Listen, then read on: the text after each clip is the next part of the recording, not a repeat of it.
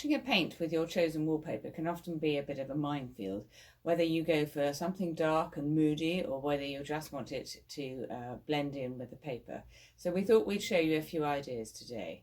So we always suggest that you get lots of tester pots. The pots only come in emulsion, so they don't do other finishes in the sample pot. So if you're looking at something you want more sheen, which will change the colour a little bit, but not enough really for you to worry too much.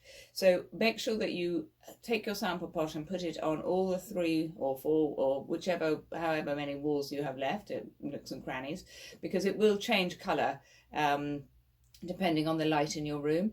And also at night, you want to see how it is with your lamps and ceiling lights. So how about this wonderful wallpaper we have behind us? What can we do with that? Well, actually, this is Proteus by 17 Patterns. We've just had it put up.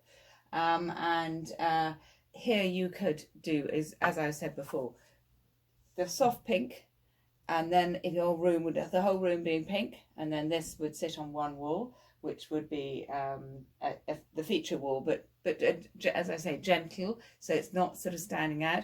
Or you could go very, very bold, and you could have something like yellow, and you have that. I would actually put the yellow on maybe a dado or your paintwork. I wouldn't necessarily put it on another wall, but if you like a yellow room, then why not? But look how it lifts it, and together also this lovely olivine.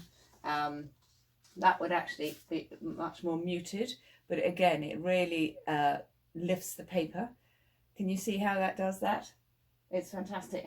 So the use of using colour to lift your papers is really, really clever. Have something like the boxwood trellis. It's quite a neutral trellis, and you could just do a nice cream for your woodwork, which would look great. Or you could go a little bit more wild and have something like the railings, very popular at the moment, from Farrow and Ball, and that will really lift that paper out. It gives a different feel to the room, and it's, you know, much more modern, but it will really lift that paper. Play with the colour on the woodwork. You might have something else in the room that just lifts it, even if it's a rug or a lovely sofa, your curtains, whatever. And if you just see here, you know, something like that's the olivine, and how smart that looks, and it will lift the paper. It would look really, really, it draws the eye around the room, and I think you'll find that it really enhances the papers. Here we have another favourite, Hummingbirds by Coles. It's been around quite a long time, but it's just such a lovely paper. I seem to think I saw it on some French movie the other day, which I thought was incredible. It's so popular, and it's just a really, really pretty backdrop for a sitting room, dining room, bedroom. You can put it anywhere. It's really, really versatile. So here, I wouldn't play with too much colour. I think it's better just to keep it quite muted. So there's lots of whites and creams and things to choose from. Here I've chosen Hollyhock as my favourite, again by Little Green, I have to say, but it just matches in with the background. It's absolutely perfect, and you just don't need to do anything else.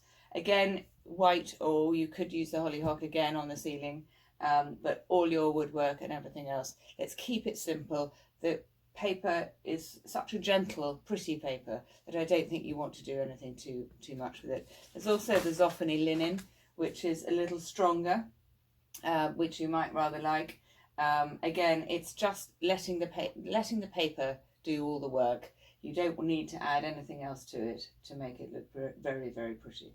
So one of the main things is always get your tester pots. Don't forget to get your tester pots. Try it out in the room, on the woodwork, on the walls, whatever you're going to use it for, in different parts of the room, and then you'll get a really good idea of how it's going to work.